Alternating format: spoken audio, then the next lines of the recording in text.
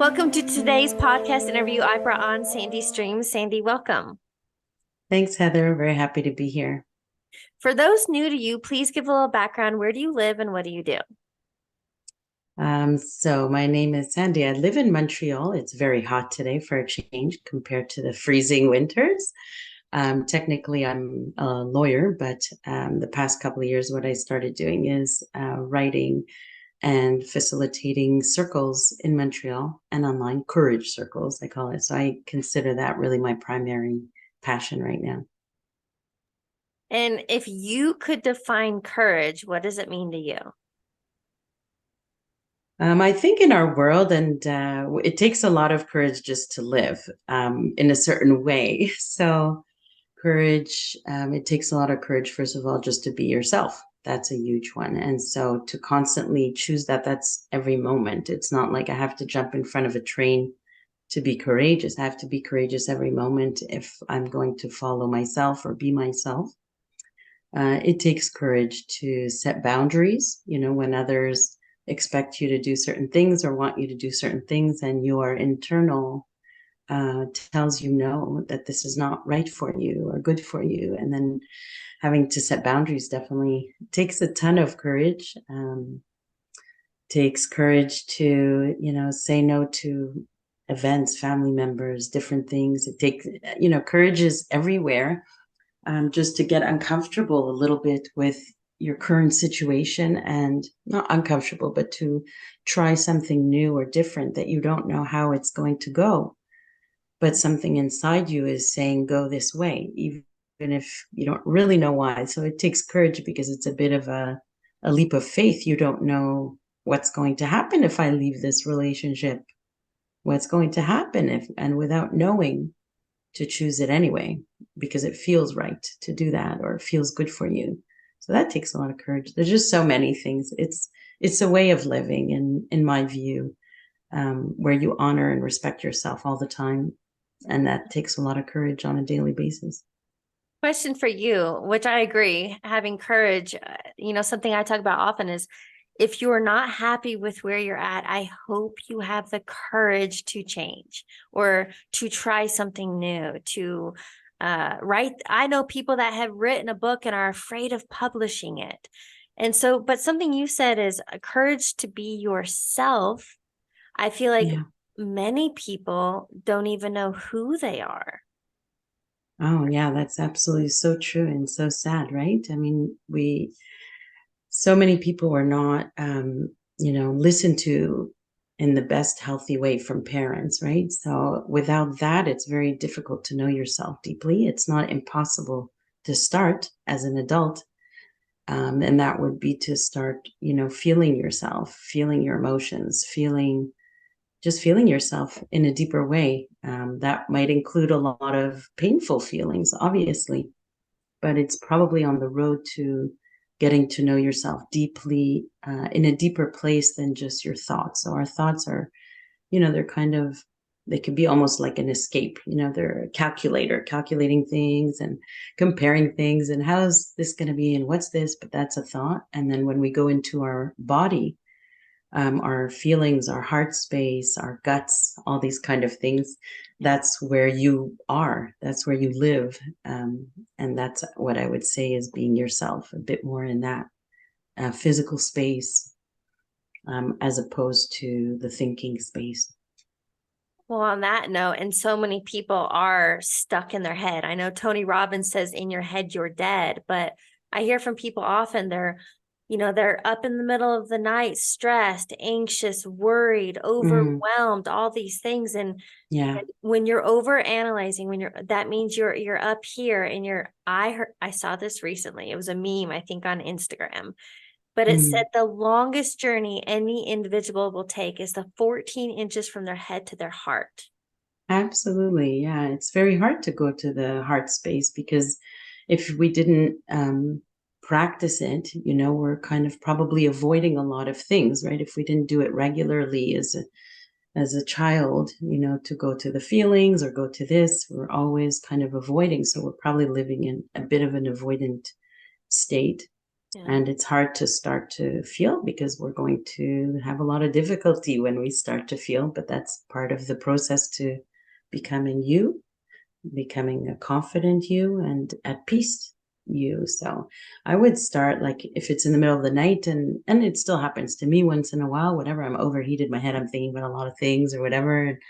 You just try any practice that brings you back to the body. So whether it's a yoga nidra or grounding or meditation, just put some kind of even mantra sounds, like anything that senses, where you feel your body. You can even try massaging your own hands, or, start to feel yourself again. It will bring you back to the, where you are, as opposed to just thoughts, which are not really here. Yeah. Another big one is breath work. But on that note, I think the word to use is it's unfamiliar. And so through conditioning and programming and habits, and, if people have been, quote, this way for decades, disconnected from their heart, their intuition, their internal guidance system, at first, I'll just share my personal experience. At Sure. first, it's uncomfortable because it's unfamiliar. But for me, like, I was constantly busy. I call myself a recovering type A. I was busy. And I learned that back in high school. I worked a job and I was a cheerleader and going to school. And then I got to college and I'm going to school full time. I took a full load and I'm working full time and a social life. So all I knew was being busy 7 days a week, social count. That's what I knew. Yeah.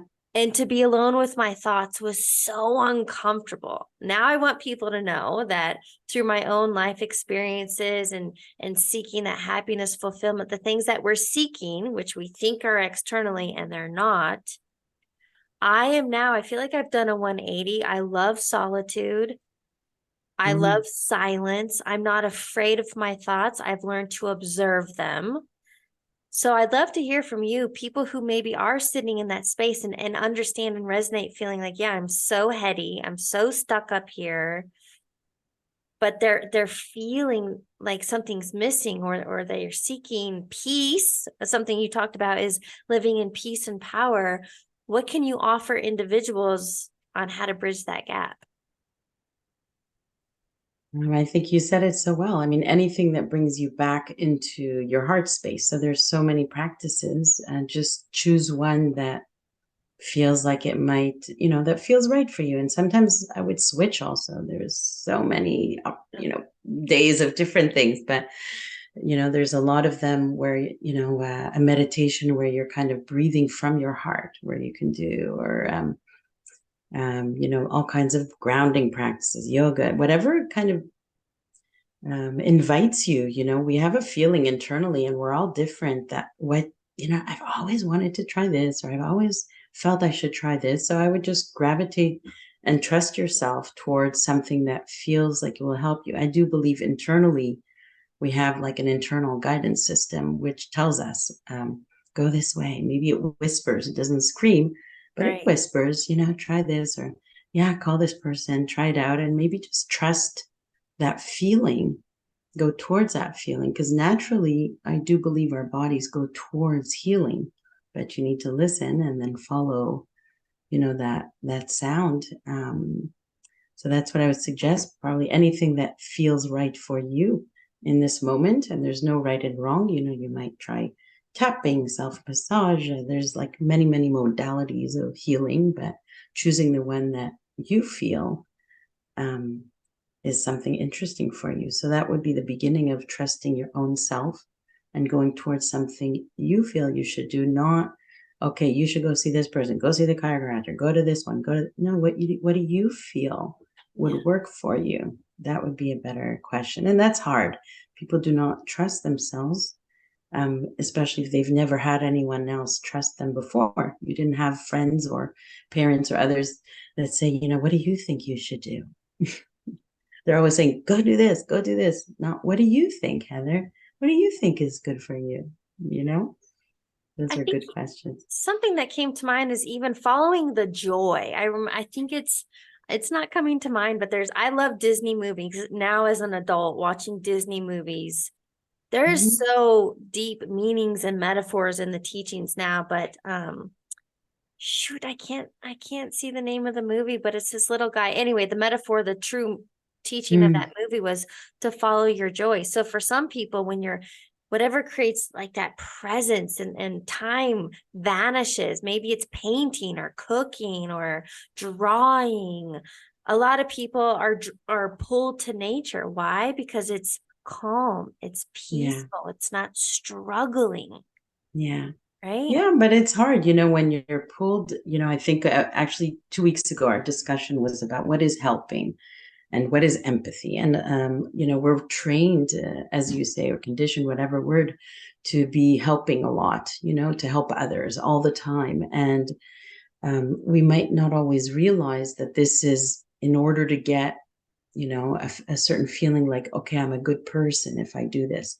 And the question is, well, what if you don't do that? What if you don't do the million things? What are you deeply inside? And if you arrive at a different self idea, as opposed to I'm only good if I do A, B, C, D, E, F, a different view, if you see yourself or spend time with yourself, would be, well, I am good. Like I'm good inside. There's nothing wrong with me.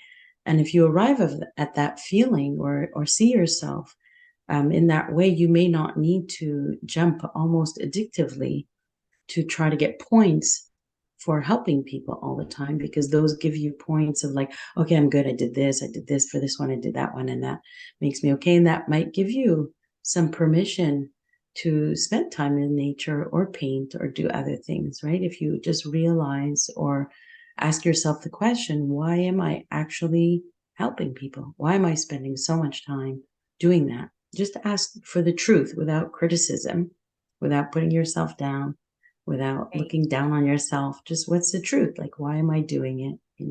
And working from the truth um, towards, feeling yourself in a different way. What's coming to mind is that I have found that a Mm, lot of people have, quote, abandoned themselves mm, because they were seeking external validation and approval. mm-hmm. For example, something that's coming to mind, I've worked with many very successful men, very successful financially, but mentally, relationally, not well. And what Yeah. I found is those men got validated and they were seeking worthiness by being, quote, successful. And so they have been financially and in business, but not personally. And so something I ask, it's just I ask them, they've never been asked this before.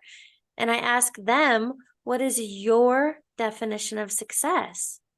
Mm-hmm. And one that's coming to mind for him, I mean, he's very multi-millionaire. And he's like, well, Mm-hmm. it's being able to coach my kids soccer and going to jujitsu on Thursday at 1 o'clock. And that is his idea of success. And something you touched on is boundaries. He started saying no to things Yeah. because he was no longer seeking external validation and approval. So if people find themselves in that space of, wow, I do keep doing and I overgive because I'm seeking feeling needed or worthy, how can they seek that internally?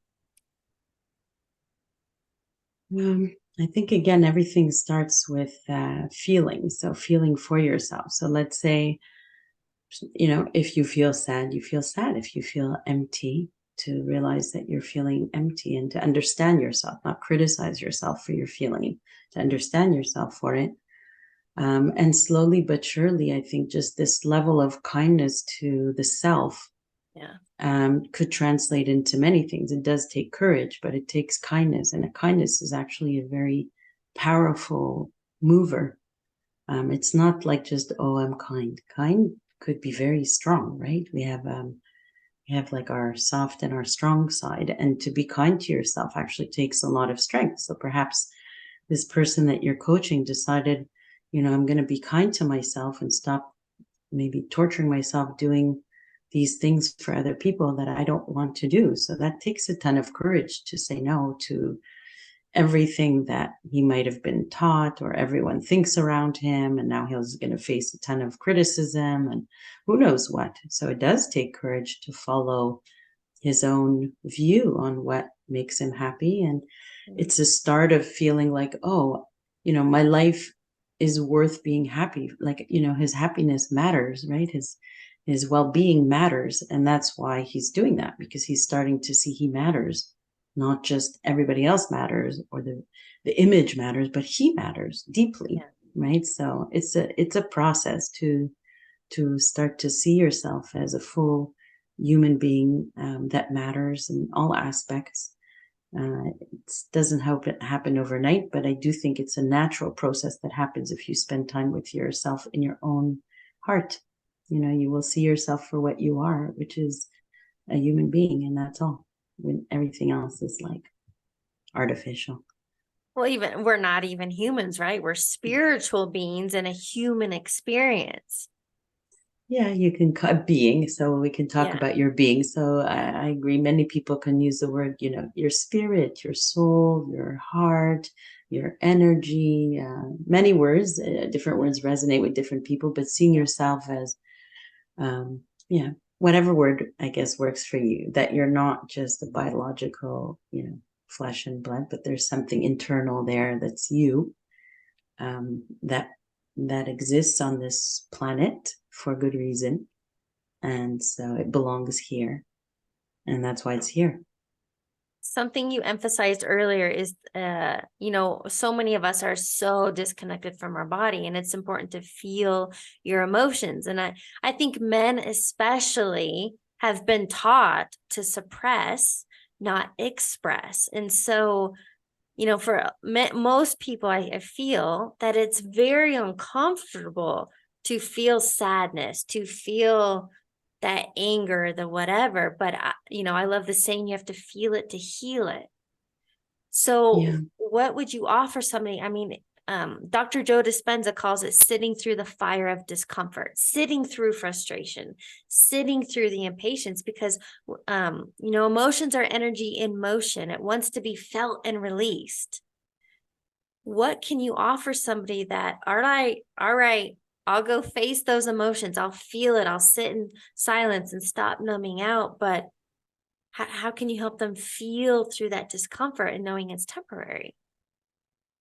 Yeah, well, first, I mean, everyone has to be ready. There's different times for different people, and we can't rush, ourselves if we're not ready. So that's part of being kind to ourselves. But men, unfortunately, and women, I mean, we've had this demonization of emotions for about 5,000 years. And so we're cut off from our bodies, from feeling, right? You're not allowed to feel. Women shouldn't feel angry. Men shouldn't feel this and that. And, it's very sad, actually, to witness. So I think one thing that helps, which ideally is done at a younger age, but if it's not done at a younger age, it's at any age, is to start just naming things. So, okay, you seem to feel upset. And then if you don't rush the other person, or yourself, like, just, okay, you're feeling upset, without like, how do we fix this? What do we need to do about it? How am I going to, help you? Because that gives a message, which is the opposite of what we were just saying, which is something is wrong with having this emotion. So if you are in the presence of another person having the emotion, are you able to sit with them and let them have their feeling without fixing it also? So that could be super helpful, right? Or, or just labeling it, you seem really sad, and without jumping to fix, that's why, as you're saying, to give it the time to process and be felt. So, it helps if a person has support with their feelings. Sometimes we don't. Sometimes we have to feel it on our own, go through it on our own, validate ourselves. But if you do have a friend, it's so nice to have a friend who can, sit and validate your feelings. It's unfortunately rare for the moment, but in our circle, I think many people are starting to learn, how to allow another human being to just feel in their presence without jumping to correct it or do something about it, and just allow it to energy in motion, if you want to call it that, to actually move through them. Okay, something else is coming to mind that I wrote it down that I heard recently, and I love this because Mm. it gives somebody an opportunity to respond rather than react. So when somebody comes to you, Mm. and you can straight ask them, but do you want to be helped? Do you want to be heard? Do you want to be hugged? Oh, that's nice questions. Right. And so even Yeah. those, maybe somebody, the whole not wanting to be fixed, they just need a vent. Oh, Just yeah. let them let it out. And then, so you're just a sounding board. No worries. Okay. You just wanted to be heard. But then if someone Yeah. comes to you and it's like, okay, I'm seeking a solution, I'm feeling stuck. Hmm. Now they want to be helped. Exactly. Yeah. And my kids have been my best teachers in that. Mom, I Yeah. didn't ask you for advice. Yeah. And so I would say, you're right. Sorry, you didn't. And so I've learned, and it's still a process for me to learn to witness whatever they're having and not give advice unless they're asked. And so now I do like you. I'll say, like, do you want to hear my take on it, or do you want some advice on this, or my, and sometimes it's yes and sometimes it's no. Yeah. Well, and I think that's good. Asking permission. Yeah. Yes.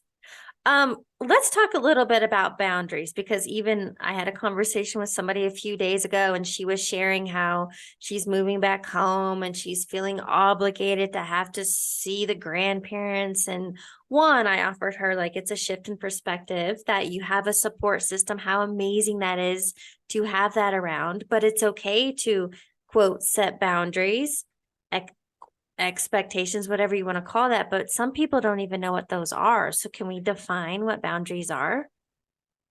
Yeah, I mean, boundaries, I mean, some people use them as like, I'm going to make some rules, for my life, how it should be. I don't think those are really boundaries. I think essentially or deeply, boundaries are who you are. Like, your boundaries are who am I, right? But they come out in pieces in life as we get to know ourselves. But that's ultimately what we do. And if there aren't boundaries in a family, then they're all mixed in together. And so we all think this way, or we all do things this way. But when we set boundaries, meaning like, no, actually, I don't like skiing, or no, actually, I don't want to do this. That's not what I feel. So slowly, slowly, we're really building of who am I? No, actually, this, I need to cry tonight, or I'm sad about this, or I think this. So that actually starts to define you slowly but surely by saying no to many things and saying yes to many things, including yourself, right? Saying yes to yourself on a regular basis. And so I do think a lot of times boundaries are used as a system of control, not as this kind of thing. And so I told you this is a boundary. You're not allowed to do this and this, and keep telling the person what they're allowed to do and not allowed to do. That is not exactly a boundary in my view, because if the intention is to change, control the other person, it's Yeah. not exactly a boundary, right? A boundary is No.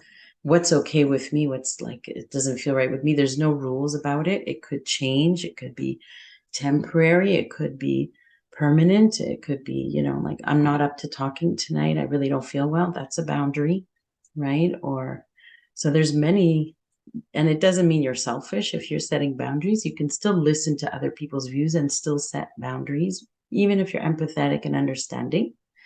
But for me, that is the beginning of getting to know yourself and living as you, as opposed to living as what you're supposed to be, or in this idea of what, who you're supposed to be versus who you truly are.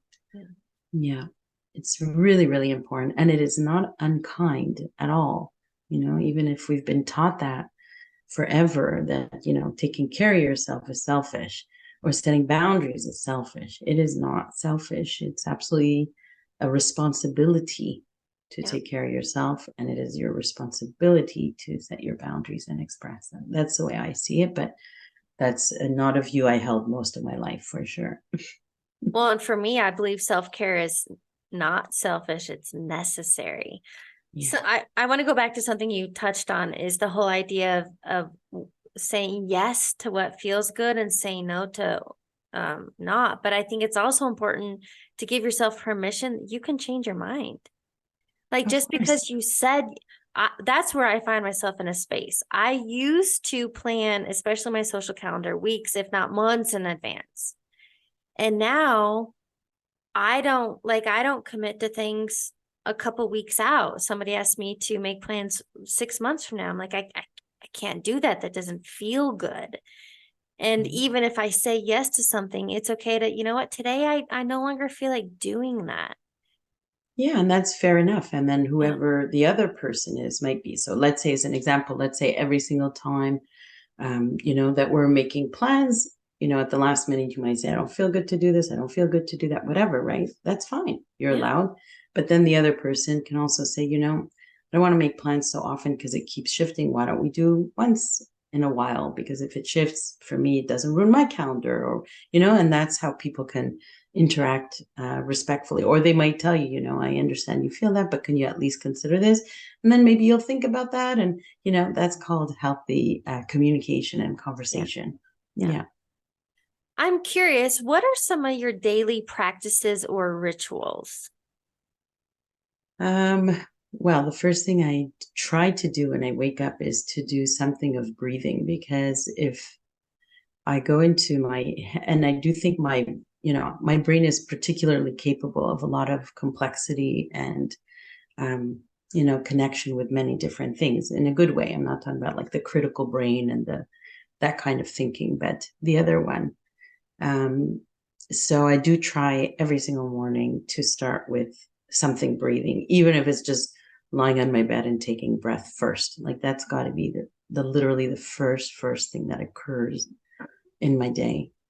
And other than that, I mean, I used to meditate a lot more, but now I think other than movement, which is critical, I also try to spend, if I feel myself getting too revved up in the day, which I do, because I'm excited about a lot of things too. So part of learning to feel, it's not going to be only feeling pain and sadness. You're also going to learn to start to feel excitement and joy and all the other stuff too. So it's a whole package. So if I do feel myself a bit too revved and excited about a million things, which happens a lot with me, I have to maybe sit on the floor and do nothing a bit, or close my eyes, or what we call palming. So palming is very powerful for me, where I literally put my eyes in the full pitch black for a few minutes. That does wonders for me. But different people have different things.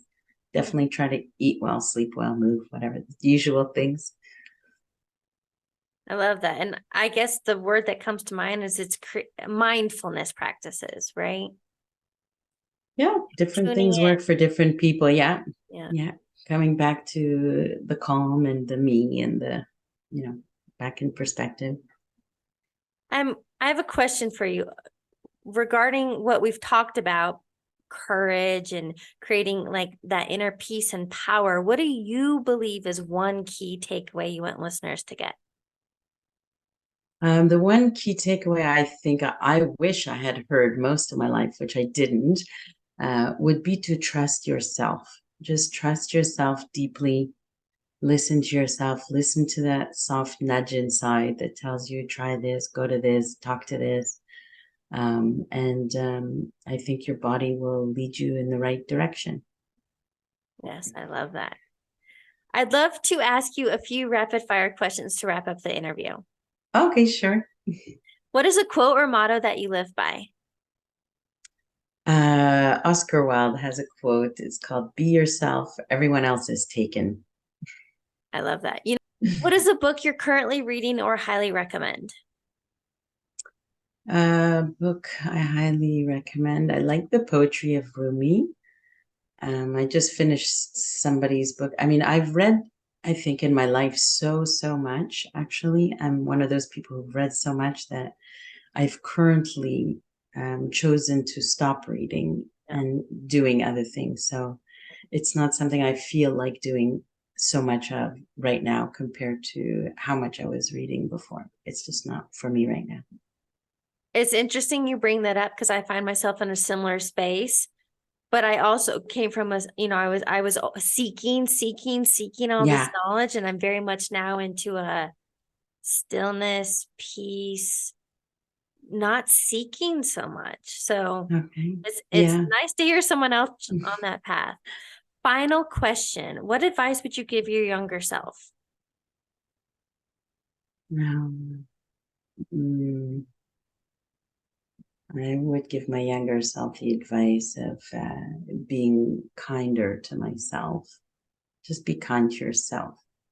Because as I mentioned earlier, a lot of us are taught just to be kind to others and not direct that towards ourselves. That's definitely what I would tell myself. I love that and so important. Sandy, thank you so much for joining me today. Thank you so much, Heather, for having me. I really appreciate the opportunity to speak on these topics, which I just think are so important in our world.